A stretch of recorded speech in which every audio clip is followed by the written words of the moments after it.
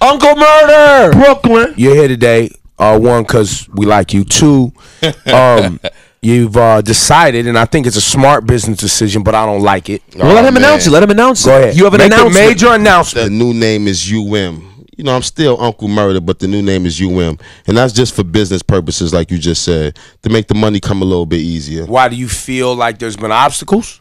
Yeah, well, I know the murder thing been holding me back. Even when it come to shows, they be scared to book me. They'll still book me, you know, sometime because, you know, the record I be doing good. Hot 97 be going in on it and all that.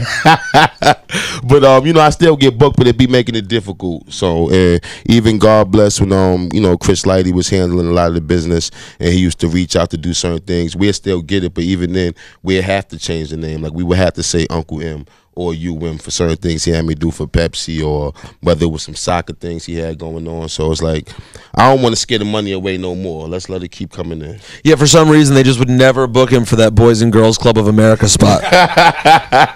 Ebro, we must have the first conversation about Murder's going to have to change his name at some point when I got here. That was 5 years ago. Yeah. Why'd you hesitate? You just love the name? I mean, it's a dope name. I'm not going to lie. You know what? I was just moving with it. So I wasn't like, you know, I wasn't thinking too much about it like that.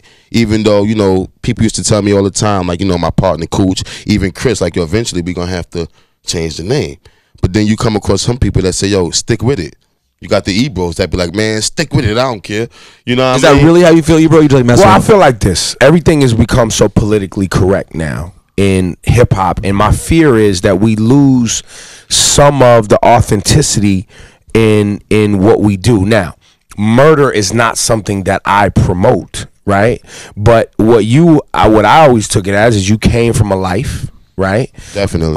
And the double entendre was that you was gonna murder the microphone. You want to murder the music. You want to murder other things other than people. People, definitely. Right. Definitely. The competition. All And the that. competition and all that. So I got that hip hop likes that kind of analogy, those kind of metaphors and things like that. So I was okay with it. Plus, I think your style of rhyme and things like that sound aggressive, and I thought that it was something that it was going to be a burden. There was going to be a ceiling on what you were going to be able to do. Definitely. But I still don't feel like you've maximized on a national level the street element and the street reach that you could just by being Uncle Murder.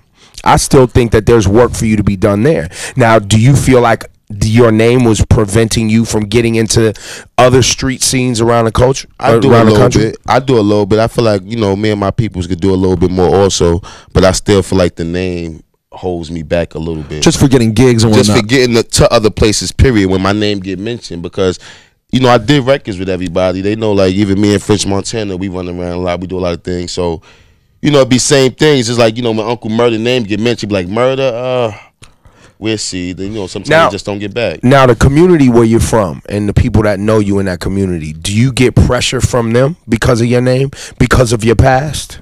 Nah, you know, because where I'm from, they kind of get it out there.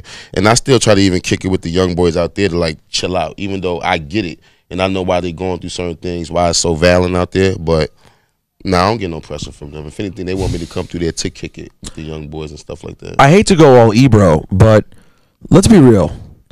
If Uncle Murder was not black, Uncle Murder was a white rapper, I be popping. it would be seen as like ironic and kind of funny, and it's like, oh, he's just like, he's down with, you know, with some weird crew of people. Like, if he was some white rapper rolling with Tech Nine and his name was Uncle Murder, I don't think anyone would say anything about it. I think it's the fact that he looks how he looks and is where you're from. People are like, it must be serious. It must mean his name is Uncle Murder because he's killing So people. There must be a lot of trouble around him. Right. I just think it's, although truth be told, I still think maybe at this point, this just popped in my head today, that maybe running in a circle like that, like with a cat like Tech Nine, might make sense. Instead of going like this street route, I think there are probably kids out in the Midwest who would really mess with Uncle Murder. I think the name's cool, the image is cool, the rhymes are great. I don't know. That just popped in my head. I got a lot of people that like my music from all types of genres. So, like, you know, I just be really feeling like the name is holding me back, man. I feel like I could accomplish more because at the end of the day, I make good music. I make music that it ain't easy to get in rotation on Hot 97 or to have them going crazy on your record. And over the years, I've been consistently doing that, so where I've been getting good support because of the music. So I just feel like if my name was different, it could go further and I could be all over. You're still signed to Epic? You're still signed to Epic? Has this a conversation that happened in those hallways as well? Now, this is just something me and my crew came up with and figured like it was time to do. That was me and Cooch from Toonheads. Like, it was time to do something a little different. We always talked about it with Chris, so I was like, let's put it in effect now. I mean, look, we all are hypocrites, you know what I mean, in some regard. And as much as I'm for, education and being articulate, and I do love gangster rap, though. I always have, even as a kid. The content ain't gonna change in the music. I'm gonna still be me in the music. I'm gonna still, whoever don't like me, do something. Right. It's still gonna be that type of content, but just you women's bringing it to you. So let me take you somewhere else, because this has been a hot topic the last couple weeks, and you from an environment where there is a lot of black on black crime. Definitely. And there is black men. It's like, yo, nigga, you don't like me, do something. And really in my hood, the most, like East New York is kind of like the murder capital. Like the most murders happen there. Is that something you proud of? No, I'm just saying, like, the way I come from, to let you know, like, that's where I come from. But I since we have someone who comes from that, I'm not from that specifically, but how do you articulate that mentality to people out there who now, after post Trayvon, want to say, well, yeah, Trayvon's an incident, but most black young teenagers are being killed by each other? How do you articulate back to them why that is happening? It's because of how we grew up. It's where we come from. It's like, as a little kid, like me coming up, and, your family not being able to afford certain things. Like, my mother died when I was young, passed away when I was 13. Got 3 little brothers. And then, you got kids, you go to school, they trying to, kids is wearing the new sneakers, the, fashion clothes. So you trying to keep up. Excuse me about that. You trying to keep up with what's going on. And when your family can't afford that, what's your next alternative? Is the streets. Time out. Was your ringtone a Broadway play? I don't know what it was. Was that the sound? Was that the sound of music? Well, I have another question. I'm a little different sometimes, man. What? So, who raised you? If your mom passed away young, my grandmoms raised us. Me and my little brothers. Fathers wasn't around like that, so my grandmom stepped up to the plate and held us down. How big? If we're being realistic about it, how big is that part of the equation? The father's not being there. Like, when you ask rappers, the percentage of just rap, right? Because let's be real about my life. Most of the people I know who are from bad circumstances are people that I'm friends with through music. The percentage of those people that don't have a father around turns out kind of negative. And it's ridiculous how high the number is. Like, I can tell you the rappers I know who did have a dad around. Like, it's not that many. Look at that. So I wonder how much of that's there. Do you think about that? Of course. And what do you think? I think, my life probably would have been a little different if I did have a father around, and if my mother was alive too, because I was a good kid growing up as far as being in the top classes and all that shit. So, excuse my language. I was a good kid as far as that. So but when my mother passed away, it was like I felt cheated a little bit. You was angry. I feel like I see people that smoke crack, and I'm like, damn, as a kid, that's what you say to yourself. Like, how come these crackheads is living and why my mother passed away? So that's how I used to just view it. So I had anger in me growing up a little bit. Then. And do you think that mindset applies to what's going on in Chicago? What's Definitely. going on, in D.C.? What's going on in New York? Detroit, New York, L.A., everywhere. I think it's like that. Kids with no fathers, you grow up, and it's easy to get influenced by the streets nowadays. It's so easy. Just and then when you have music reinforcing that pumps it up, it's like, okay, this is what it is. So do you feel like we get that, like, where people see, because the people feel like, well, Hot 97 plays music that pumps kids up, that's already kind of hype, that's already kind of angry, right? Or the DJs is playing it, or the artist is making it. Do you feel like that's a responsibility that we should take on? Nah, because sometimes that helps. It might pump somebody up, but it also helps people get through their day too. Sometimes music can't calm you down. So, or you feel like, for me, my father was around, but he was in and out of jail, so there was anger there. But for me, it was hearing people that I could relate to. Exactly. hearing people, And knowing you can do knowing I something wasn't else. alone Definitely. in an experience, right? That was kind of my thing for it. But then again, you know, I didn't resort to violence and things like that because I was around guys who was about that life, and they was like, nah, you not doing this, and pushed me in a whole other way. See, in my hood, they so negative where they want you to do it. They actually want the young guys, how they encourage you. It's like, Misery loves company. it's like, G. yeah, listen, man, if you commit your crimes, most of them now, before you turn 18, you good. You ain't gonna really do no Jesus time. Christ. I'm just saying, when we grew up, that's how they talk to the young boys, and that's just so serious. It's like, do everything you do now. You ain't gonna get as much time as you get when you get older, and that's So now you that's got the a mentality. 9-year-old, you know, Not that going young. hand in hand. We go 12. I go 11, 12. They start from 9, 12. Same thing, But now right? you got a 12-year-old out here with a piece and going hand in and thinking hand. that's how it's supposed to be. So they grow up with that mentality, and then they preach the same thing to the next little homie that's coming up, if they even make it. You know what else I Older find? homie. You know what else I find interesting? This conversation has been reignited by Trayvon. It came from a weird place. It came from that place of Definitely. people going, well, what about black on black crime? Well, it came from white people. Well, but I don't even know if it started. It started mostly with. I'm sure it was I heard that. it from white people Oh. who wanted to say, "Yeah, you guys are angry about this circumstance, but look at yourself." See, I heard it from black critics, but those black people may have been trying to be down with the white people who are saying it too. But either way, it may have came from a weird kind of bad place. But I am happy now that the conversation's starting that is referring to all of it as an epidemic, because we're acting like Chicago's new. This No, has it's been been every going summer on. for Going on. 25 Definitely. forever. So it's like it is maybe we're at a point now where we can be like, the fact that many young black men die a year at the hands of other young black men shouldn't just be something that we're like, yeah, it's crazy, it happens every year. Well, let me take it a step further. The thing that's going on in Chicago is really like a generation issue, right? Like, from what I'm told, you had 10, 15 years ago these old heads that went to jail, guys' fathers. They're coming home now, trying to figure out where to get money.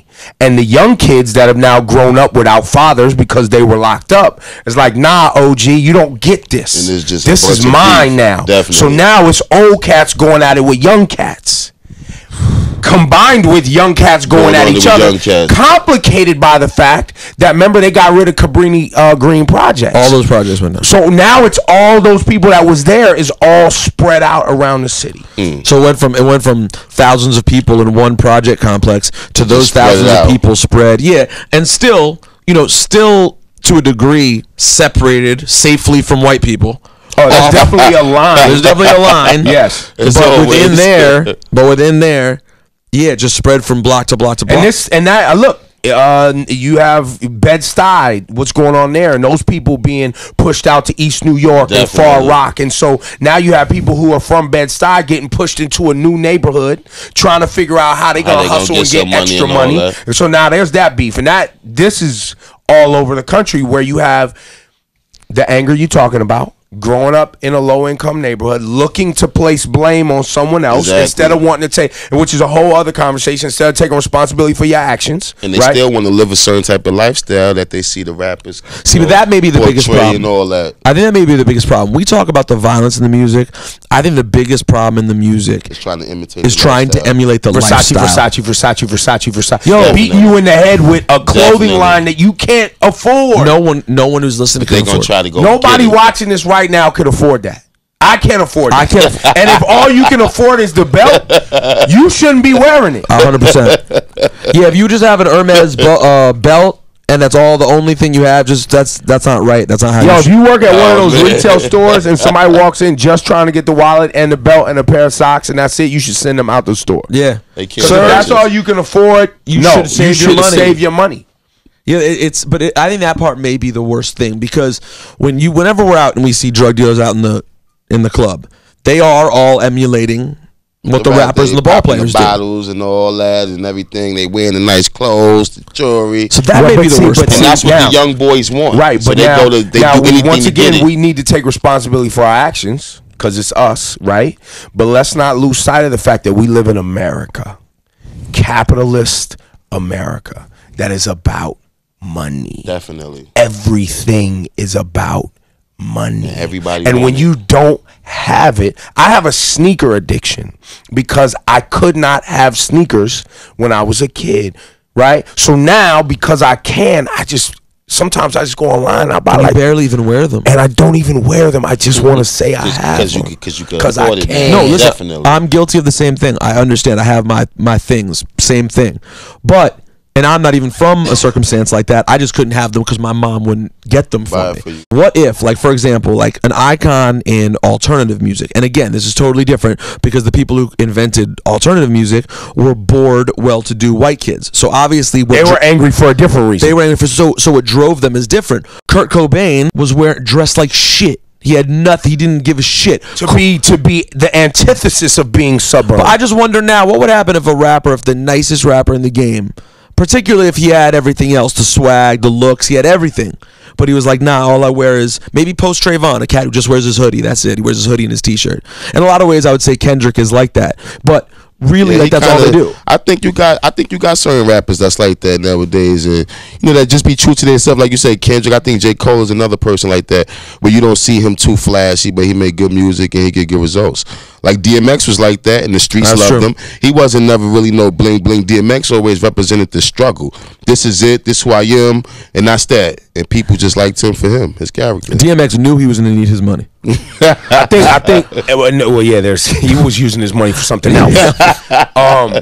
But I do think there is a conversation, especially somebody that comes from your circumstances, about, because when I listen to I can't claim I listen to all your music, but the songs that I've loved Definitely. have always been from a mindset of anger because of your circumstances, someone trying to test you, thinking that they could get And I over know on you. Ebo like to do some record because just things he go through with rappers. So I thought that was his type of thing. Like, whoever don't like me, do something. So I know that pump too. Me and Murder get into it on Twitter. Uncle Murder on Twitter be like, "Yo, fam, why are you adding me with Why these you messing? fucking I morons?" see at 6 in the morning, 5 in the morning, Ebro. No, because what happened listen, was y'all. No. Here's The what 90s happened. is over. Nah, here's what happened. Someone added you. See, because these motherfuckers on Twitter and these cornballs. Yeah, they that's do gonna try leave to comments. mix it up. No, They they do. try to at somebody in my timeline like I won't at them. Like I'm afraid somehow to be like, nah, nigga, I know these niggas. Like, Definitely. I'm not. It ain't like I'm a hard rock. It's just like I'm a grown man. These grown men. Don't try to at him in my timeline like I'm not gonna keep him At him at back, it. yeah. You know how they do that? Like you're gonna take someone. Nah, fam. Murder's added on here. The 90s But is Uncle over. Murder said this, that, and the third. I don't give a fuck, That's man. what they did. They took Ebro up. Well, you and Uncle Murder. Like you did something. Yeah, he's like, why is everybody I'm bringing me like, into yo, it? Ebro, what's going on, man? He said, these motherfuckers added you, man. I said, all right, cool. Yo, man, listen, it's what it is. So Definitely. the other day I was listening on my gym mix. I hit a little. I was just on an MOP run, and I hit MOP and Jay-Z. You Don't Know Part 2, and he's talking about how MOP just signed to The Rock, and I'm like, damn. Hip hop is crazy. First of all, MOP signed with everyone, which is crazy, and never came out with any of them. G Unit, The Rock, etc. But then I got to thinking about Murder too, because I remember how big a deal it was when my boy Quarterman from Brooklyn was like, "Yo, The Woo! Rock It was on. signed Uncle Murder." Yo, we were so excited. Definitely. I don't know that I've ever asked you directly, like, what happened with that and where you're at with Jay at this point. No, I'm still cool with Jay. It wasn't never no beef with Jay. What it was is he had actually got me signed to Def Jam at the time. That's when he was the president up there. He had got me signed to Def Jam, and I guess he was going through whatever he was going through, like about to leave up there. So when I got up there, I guess he was kind of figuring his situation out, what he was going to do with them, but then he wound up leaving. So I was just still on Def Jam, just still working. Then A lot of people, and I could, because I've seen it. I haven't had this conversation with Jay before, but I just see how he deals with Bleak and how he deals with his boy, his family, Emery, and his nephews, or this circumstance. Hov will give you the alley-oop. Like, come Definitely. get this bread. Here it Definitely. is, bread, grab it. What you do with that at that moment, it's on you, really. you grown. I gave you the alley-oop. If you can't bring it home, You know, that's funny. That's the same words he said to when we did the Brooklyn song. He said, "Yo, I'm throwing you the alley-oop." I said, "Alright, cool." And he did. Word up, That moment definitely was big. That Brooklyn, like that still helps me to this day with certain things. Me, you know, being affiliated with Jay-Z and all that, him signing me and all that. So I never had a bad thing to say about Jay. And I was never one to complain. It didn't work out, bash him, none of that. It's all love. You know what I'm saying? So And that's learning too for everybody that's watching that always is asking for a handout or how come. No, grown ass niggas is not holding your hand. Definitely, nah, I get it. Like I get it. I've been around for a minute, so I get it. I'm not looking for no handout. well, that was so. just a bad circumstance. I Yeah, mean, he ended up definitely. leaving. Like, that's it. And I was already over in the situation. Even with Def Jam, I just asked for we had asked for a clean release. It wasn't even no beef with them. I didn't hold them responsible. I understood that they didn't get it at the time like that. Or like when I used to go up there, I used to meet Jay-Z. I wasn't really talking to nobody else. I used to see Ebro in the office when I go up Well, there. of course. So, Jay has to get his shoes signed somewhere. But Ebro Ebro be in the office damn every time I go up there. Isn't You go that see weird? Jay Ebro's in the look at him. Strange. What else was he doing up there? But that's how it was. I really wasn't communicating with nobody else. from up Right. So there when like he's that. gone, I've had the same thing happen at other jobs where my program director got fired. So then there's a GM and just me, and they're like, I don't like you. I don't- I'm like, yeah. oh, my guy's gone. Yeah. People think Jay sounds like you on the Heaven record on his album. I heard a little bit of it in the second verse because, you know, it's a record I put out, No Cake. I don't even know if Jay heard it, but people say it and I heard it and it was familiar to what I had did on the record, like real high pitch at the end of every. And how'd that make you feel? It made me feel good. I hope you do it again. I hope it's another flow. They can say that's murder flow too. Like, that means I'm doing something right out here. You know what I mean? They not flipping no burst. They not copping from Poppy. They not driving Ferraris. They not driving Bugattis. I arrived at the pearly gates. I had luggage, meaning I had baggage. Niggas asking me questions. I don't answer to these busters. Only God could judge us, motherfuckers. Why doesn't Murder and Papoose collab? Why doesn't Murder and Fab collab more? Like, why don't we? Because I do believe that there could be some solidarity that would bring success to everyone in New York if more people work together, especially like some Brooklyn, like a Brooklyn movement. Definitely. Nah, I guess sometimes everybody just don't, you know, be on the same page. Everybody trying to, you know, move in their own direction.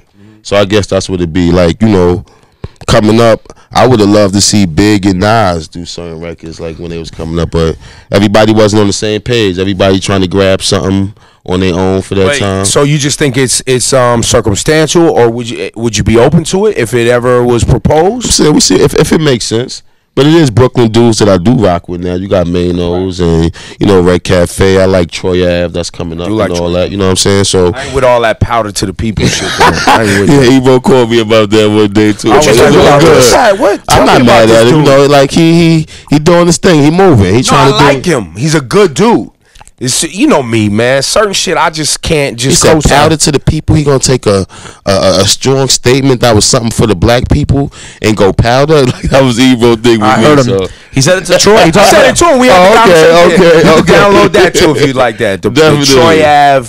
Ebro said, I just don't like that shit. I don't feel it. But I like the kid. I like everything he's doing. But I don't like that shit. I said, this Ebro crazy. Why did you instantly go Papoose? Why is Papoose now in every conversation about New York rappers? I don't think he's in every conversation. He's in this one because they're both from Brooklyn.